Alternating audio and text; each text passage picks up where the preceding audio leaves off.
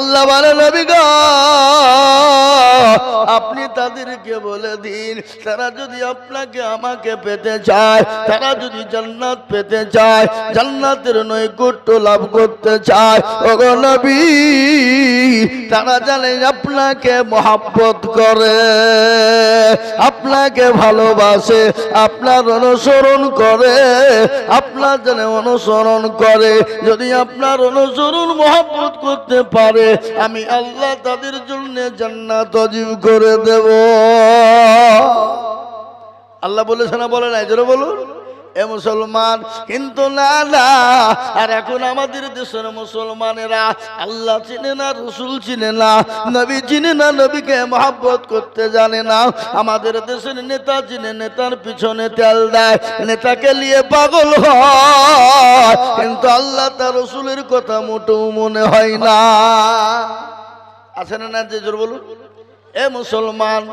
আজকে ভারতবর্ষে রাসূলুল্লাহ সাল্লাল্লাহু আলাইহি ওয়াসাল্লামকে নাইলাম মুহাম্মদ বলার কারণে এই ভারতবর্ষের জমিনে মুসলমানদেরকে অত্যাচারিত হতে হয়, মুসলমানদেরকে মার খেতে হয়। আজকে আমি একটা কথা বলবো বন্ধু, আজকে তোমরা দেশের জমিনে নেতাগিরি করো, নেতাগিরি করো, কিন্তু শুনে না ওই মসনদ ওই গদি তোমার আজ আছে, কাল থাকবে না। সেই দিন তোমাকে কেউ বাঁচানোরও থাকবে না। ঠিক না বলে জোরে বলুন। এই যারা আমরা মসনদে বসে আছে, সংসদে বসে আছে, আজ আছে কাল থাকতে পারে, জোরে বলুন থাকতে পারে। উল্টে দেওয়ার মালিককে জোরে বলুন না কে? ইজ্জতের মালিককে?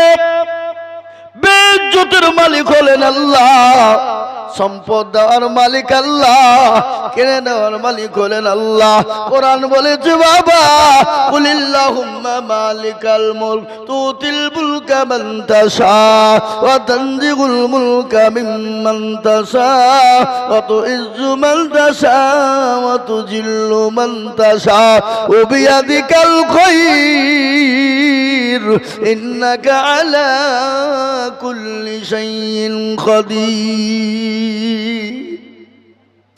কোরআন বলেছে, কবিও বলে দিয়েছে বাবা রাজ্য মান সিংহাসন সবই করি দান, আর সাহার সাই কেড়ে নিয়ে ফকির বানান। এই বাচ্চাকে ফকির করে, ফকিরকে করে দান, আর ভাঙা ঘোড়ার পৃথিবীতে এই তো তার কাম। কত হাজার টাকা কত জনে লয়, সারাদিন কেটে কেউ মনে হারে রায়, কেউ টাকা পাইবি না মাগিনাতে, আর কেউ বা ঘোড়ার গাছ কাটে পেটে ভাতে। কাটে না? জোরে বলুন। আজ আমি আপনাদেরকে বলবো মুসলমান গো, আসুন জান্নাত যদি পেতে চাও, দুনিয়া জমিনে যদি শান্তি লাভ করতে চাও, পরকালে যদি শান্তি পেতে চাও, দুনিয়া জমিনে যদি শান্তি পেতে চাও, কবরে যদি শান্তির জায়গা করতে চাও, দুনিয়ার জমিনে আল্লাহ তার রাসূলকে মেনে নাও, আল্লাহ তার রাসূলের হুকুমটাকে শুনে নাও। আল্লাহর বড় হুকুম হলো নামাজ, আর আমার নবীর তরিকা হলো সুন্নাত। এই দুটো যদি আপনি আমি মেনে নি, আল্লাহ কিয়ামতের দিন আল্লাহ আপনাকে জান্নাত দিয়ে দেবে। দেবে কি না? কথা বলেন। কিন্তু মুসলমান নামাজ পড়ে, রোজা করে, কলমা পড়ে, আল্লাহ চিনে, রসুল চিনে না বাবা। আজকে মসজিদ বানাই মার্বেল দিয়ে, টাইলস দিয়ে, করি কিনা? কিন্তু মুসলমান মার্বেল টাইলস দিয়ে নামা মসজিদ বানায়, কিন্তু মুসল্লি মসজিদে নাই। আজান হয় হাইয়া আলাস সালাহ, আর আমরা বলি আমরা পারলুম না, ইমাম আর মুয়াজ্জিন তোরা দুজনেই চালা।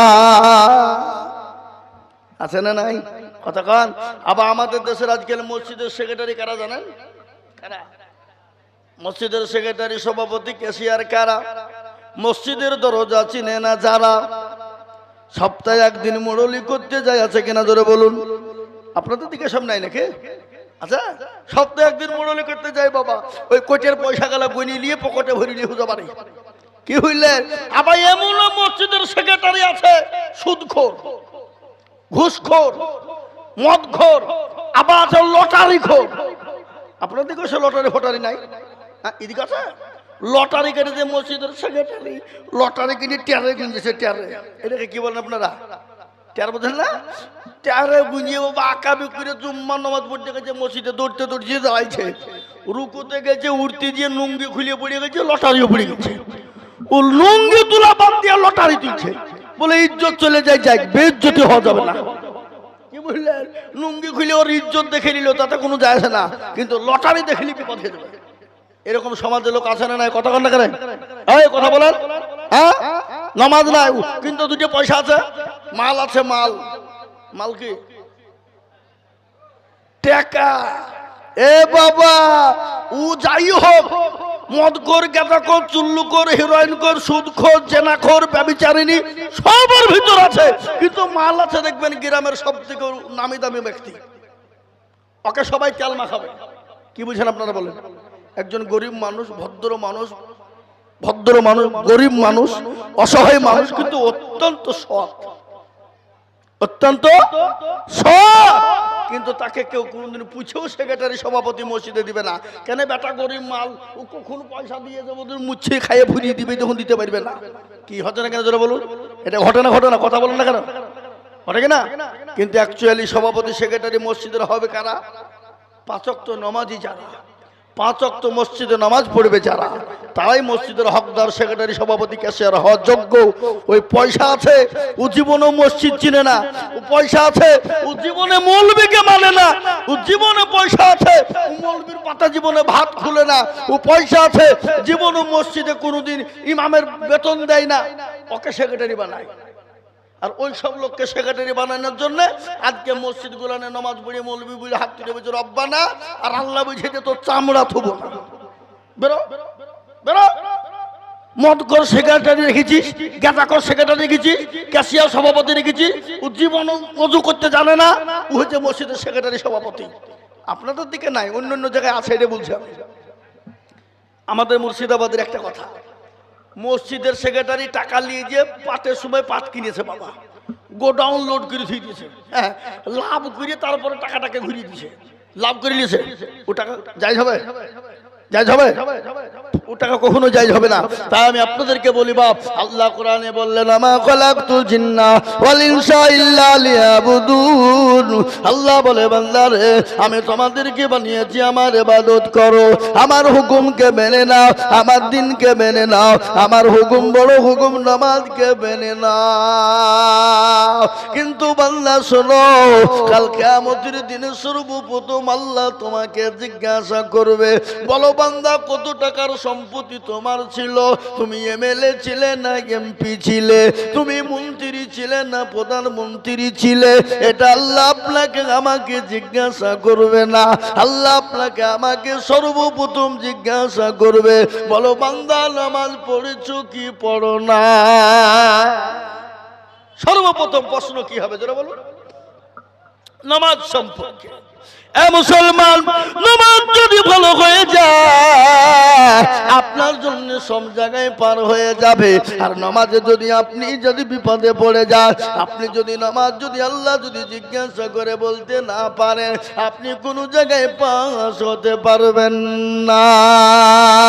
আজ এই কারণে বাবা, ভারতবর্ষ নয় গোটা ওয়ার্ল্ডের ভিতরে মুসলমানদের বড় দুর্দিন। কেন দুর্দিন আপনারা জানেন? আজকে মুসলমান আল্লাহ চিনে না, রসুল চিনে না, কোরআন চিনে না, মসজিদ মাদ্রাসা চিনে না, মক্তব চিনে না। এই জন্য আজকে মুসলমানদের বড় দুর্দিন লাই বলেন। মুসলমানদের দুর্দিন না সুদিন? বড় দুর্দিন, বড় কষ্ট দিন। এই যে বাবা একটা কি বের করেছে কিছুদিন আগে, আমাদের দেশের মাননীয় প্রধানমন্ত্রী নেতৃত্বে বাবা বললে কি করতে হবে, এনআরসি করতে হবে, সিএ করতে হবে, অমুক করতে হবে, ওইটা গেল। এখন আবার শুরু হয়েছে ভাবছে কি বলছে এসআইআর।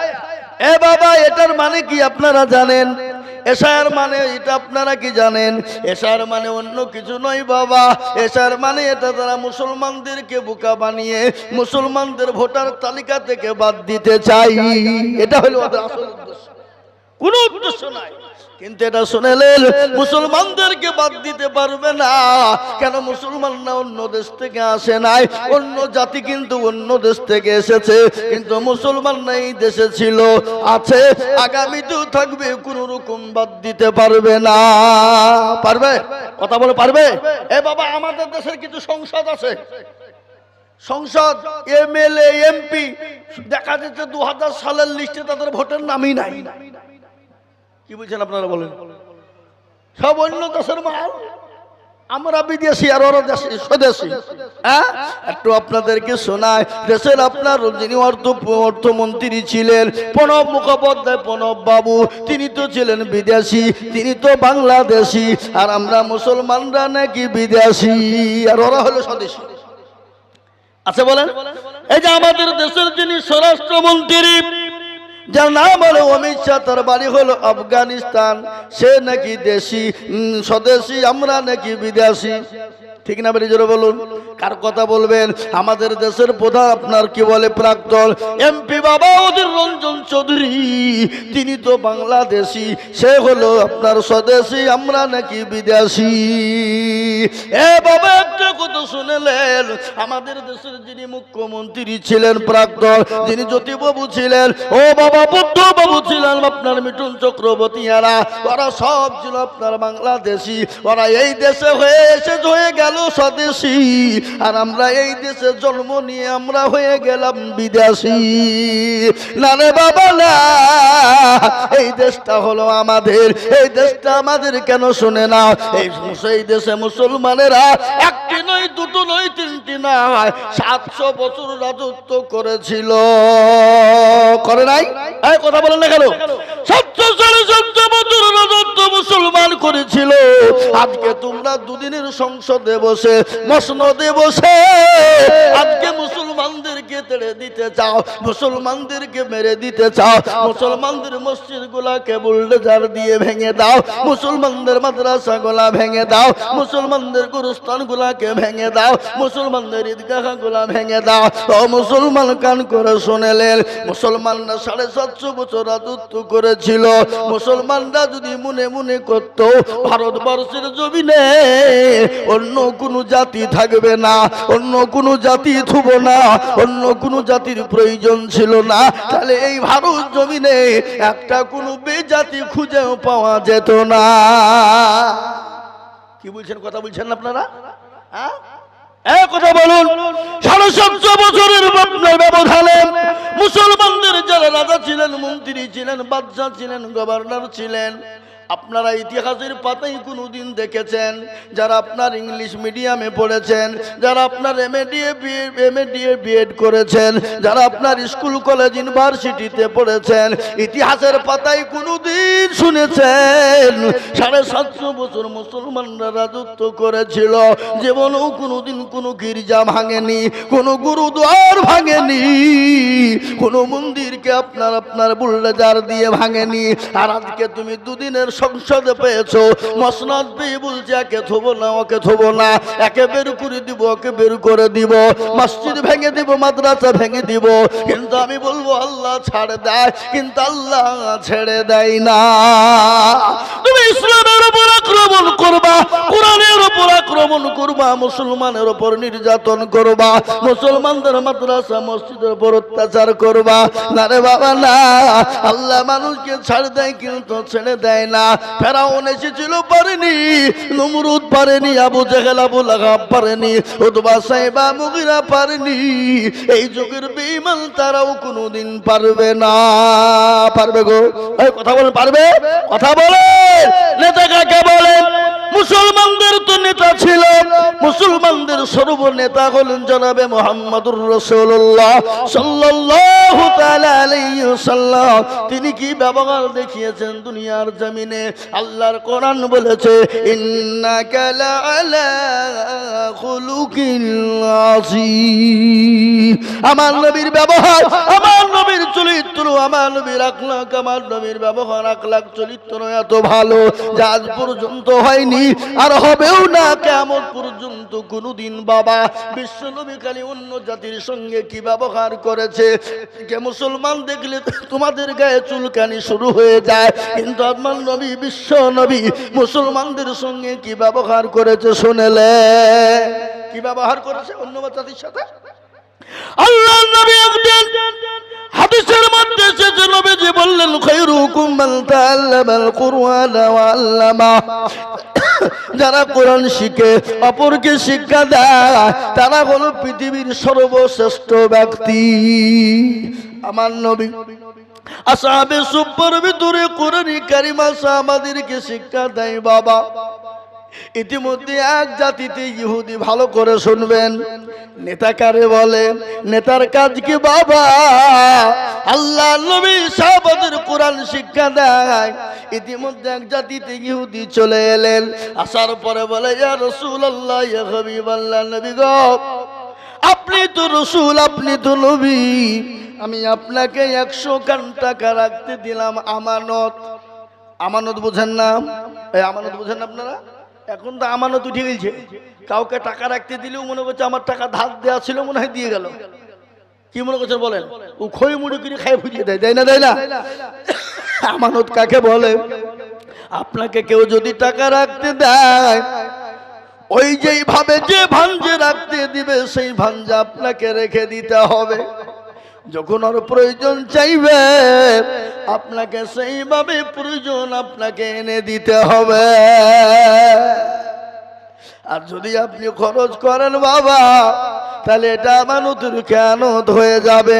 যতক্ষণ পর্যন্ত তার অনুমতি না নেবেন ততক্ষণ পর্যন্ত আপনি খরচ করতে পারবেন না। পারবেন? ধরুন পারবেন? আজ আমাদের দেশে আমানত তো ঠিক আছে বাবা। আজকে অনেক আছে বাপ মা মারা যায়, বাপ মারা যায়, এতিম, এতিমের মাল আত্মসাৎ করার জন্য অনেক ভাগে অনেক মামু আছে না নাই? কথা বল না কেন? আপনাদের দিকে সব নাই নাকি? এতিমের মাল চুরি করে খায়, এতিমের মাল ভক্ষণ করে খায়, এতিমের মাল লুটপাট করে খেয়ে না।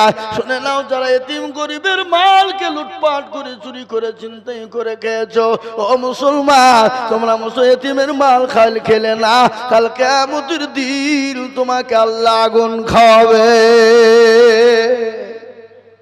আজকে অনেক হাজি আছে এতিমের মাল পয়সা মেরে দেয়, বোনকে ঠগায়, ভাইকে ঠগায়, বিটিকে ঠগায়, ফুফুকে ঠগায়।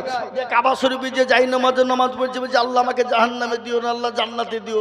আল্লাহ বলছে পাজি আয়, বোনকে ঠকেছিস, ভাইকে ঠকাচ্ছিস, বিটিকে ঠকাচ্ছিস, ফুফুকে ঠকাচ্ছিস, জমি গেলা মুচ্ছে লুক করে চুরি করে নিচ্ছিস, আর তুই জান্নাতে যাবি, আয় শেখবো আয়। এরকম হাজি আছে না? জোরে বলেন। এই কথা বলেন না কেন? আপনাদের দেশে সব নাই, হাজি তো নাই মনে হয়। আচ্ছা এ মুসলমান দরদি আল্লাহওয়ালা দিনওয়ালা নেতাকে বলে আমি আপনাদেরকে শোনাইব বলেছিলাম। আল্লাহ নবীর কাছে 100 কান টাকা রেখে দিলেন, বলে মুহাম্মদ আমি 100 কান টাকা দিলাম, 15 দিনের মাথায় নেব। বিশ্ব নবীর টাকা নিয়ে কাছে রেখে দিলেন। একদিন, দুদিন, 3 দিন, 4 দিন, 5 দিন চলে গেল। সাহাবাদের সামনে কোরআন শিক্ষা দেয়। এ মুসলমান, ইহুদির ভিতর বড় খারাপ, ইহুদির মন কিন্তু বড় খারাপ। আমার নবীকে অপমান অপদস্থ করবে, ছোট করবে। ইতিমধ্যে সাহাবাদের সামনে গিয়ে আমার নবীর কনুর কানা চেপে ধরে টেনে তুললেন। মুহাম্মদ, আমি জানি তোমার বংশের মানুষ বড় খারাপ, তোমার খানদান বড় খারাপ। আমি তোমাকে 100 কান টাকা দিয়েছিলাম, ওই টাকাটা তুমি আমানত হিসাবে তুমি কেন আমাকে ফেরত দিলে না? ওই টাকাটাও তুমি কেন খেয়ে নিলে বলো? পাশে ছিলেন নবীর সাহাবা হযরত উমর, হাতেই ছিল লঙ্গ তরবারি বাবা। উল্টো পিঠ দিয়ে ইহুদির হাতের উপর মেরে দিলেন। ইহুদির হাতটা খুলে গেল। আমার নবী বিশ্ব নবী তিনি 2 হাঁটুর মিডিলে মাথা বসে ভরে দিয়ে তিনি লুক করে বসে গেলেন। ইহুদি অনেক দূর গিয়ে বসলেন। কিছুক্ষণ পর নবী মায়ার নবী, তিনি তো রাহমাতাল লিল আলামিন, তিনি তো দয়ার নবী, তিনি তো মায়ার নবী। আল্লাহ কোরআনে বললেন ওয়া মা আরসালনাকা ইল্লা রাহমাতাল লিল আলামিন। আমার আল্লাহ আমার নবীকে রহমত স্বরূপ দুনিয়া জমিনে বানিয়ে দিলেন। দয়ার নবী মায়ার নবী গজল আছে না গো? আছে না গজল?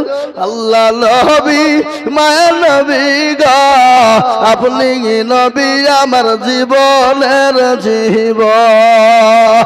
আল্লাহ নবী মায়া নবী গো, আপনি নবী আমার জীবনের জীবন।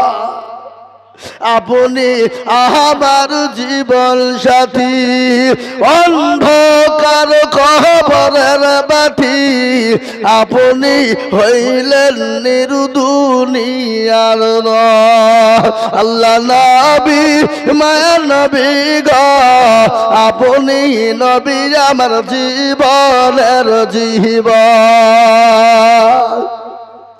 আপনি রহমতাল লিল আলামিন, আপনি উম্মতের জামিল, আপনি হইলেন গুনাহগার উম্মতের আপনজন। আল্লাহ নবী মায়া নবী গো, আপনি নবী আমার জীবনের জীবন। দেখিয়া আপনার মজেজা, ভাগ্যবতী হলেন খাদিজা।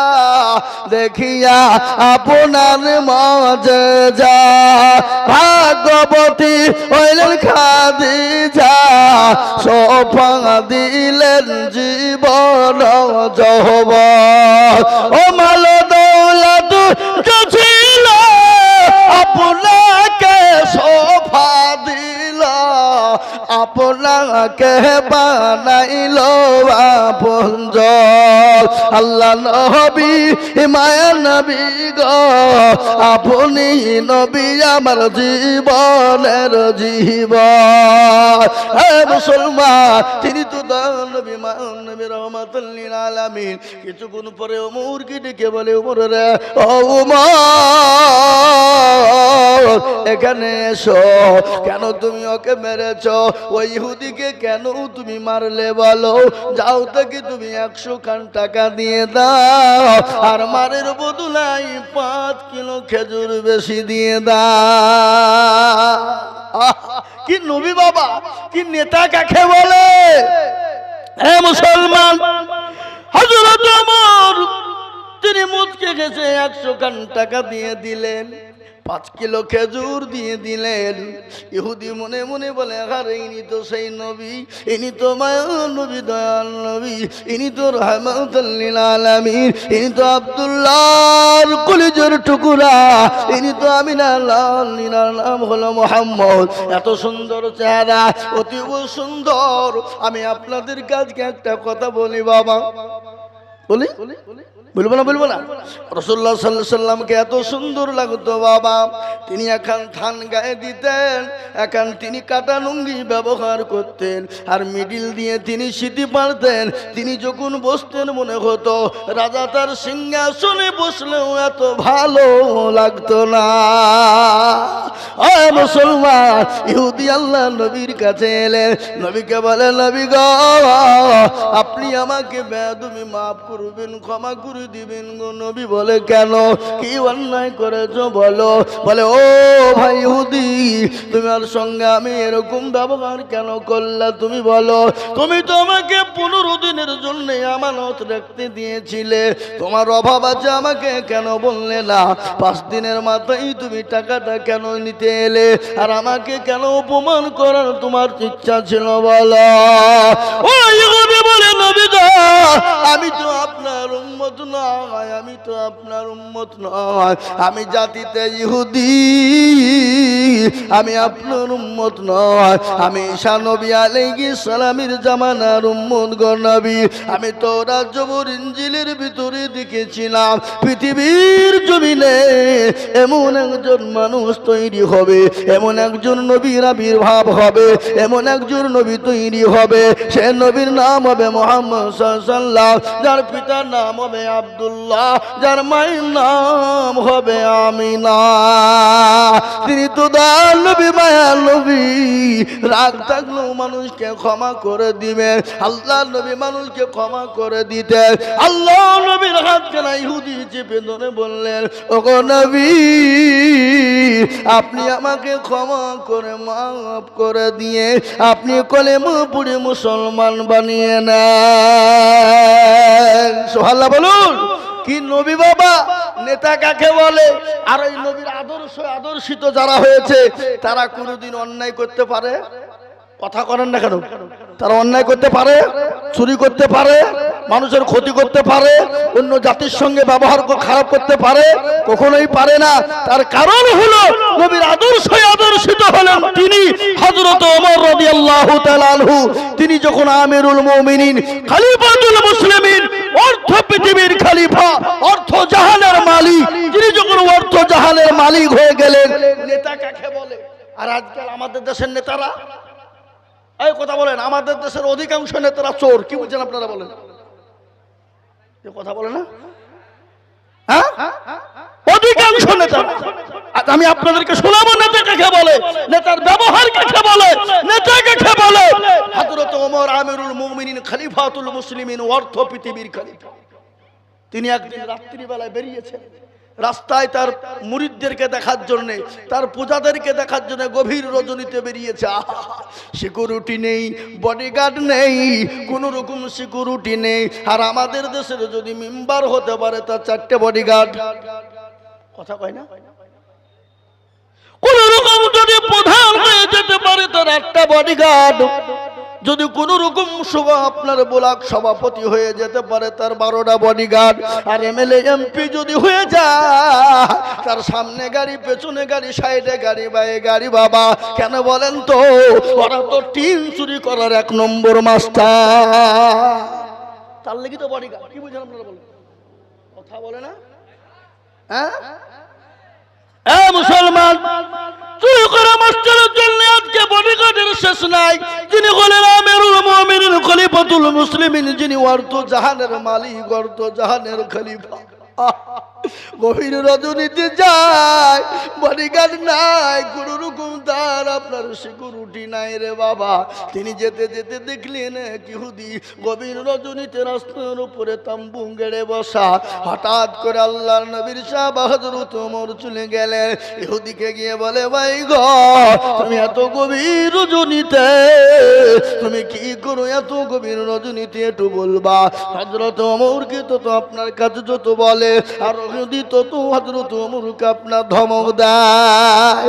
হযরত ওমর তো নরম হয়ে যায়, তত নরম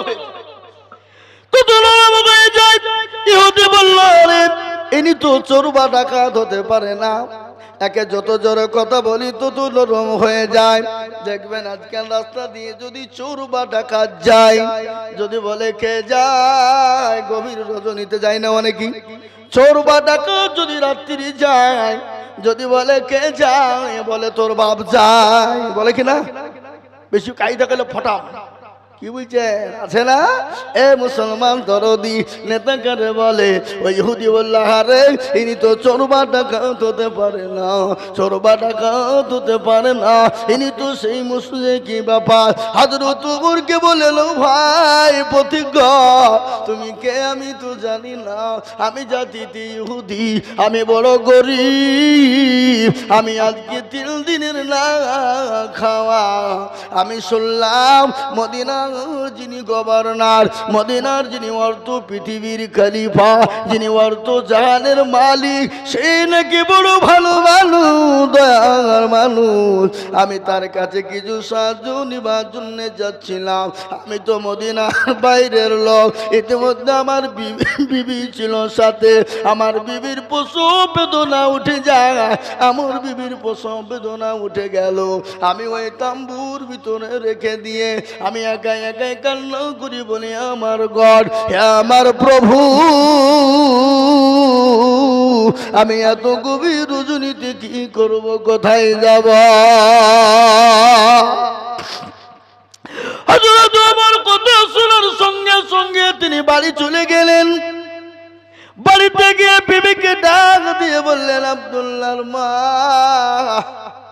দরজা খোলো, দরজা খোলো।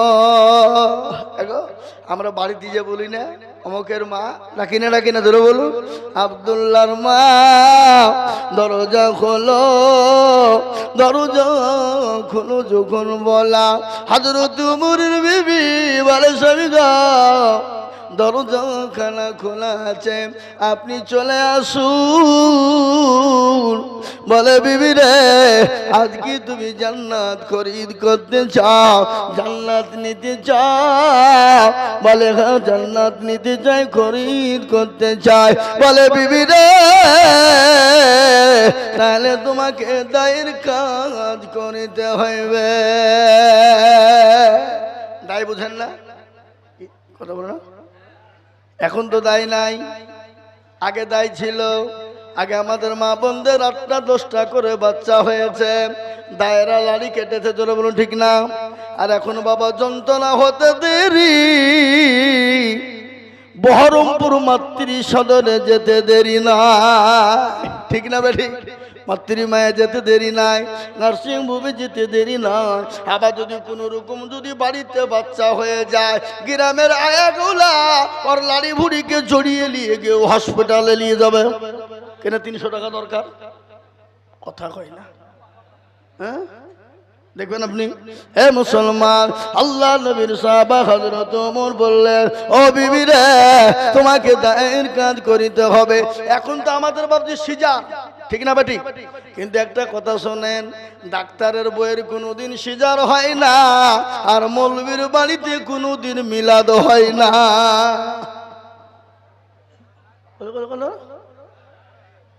দিলে দেখেন আপনি, মৌলবী মিলাদ করে বাড়িতে কোন দিন? ও লোকের বাড়ি মিলাদ করবে, কিন্তু ও মিলাদ করবে না। কি হইলেন? ও মাল তো জানে মিলাদ করলে কি হবে, মিলাদ করতে হবে কি হবে না। এই জন্যে মৌলবী মিলাদ করেন না। আর ডাক্তার বলে সিজার করে লাভ হবে না। আমি তো জানি কোনটা খেলে নরমাল হবে, কিন্তু তিনি নরমালের ওষুধ খেয়ে নরমাল করে, আর অন্যগুলার বিবিদের পেটকে কেটে দিয়ে সিজার করে দেয়। এই কথা বলেন না কেন? আমি সাথে একজন ডাক্তারকে বলছি, ডাক্তার সাহেব আমাদের বিবিদের বাচ্চার সিজার না হলে হয়েছে না, আর আপনাদের সিজার হয়েছে নাকি, নাকি ব্যাপার? বলে, ও বুঝবেন না, ও আমরা জানি। কি বুঝলেন?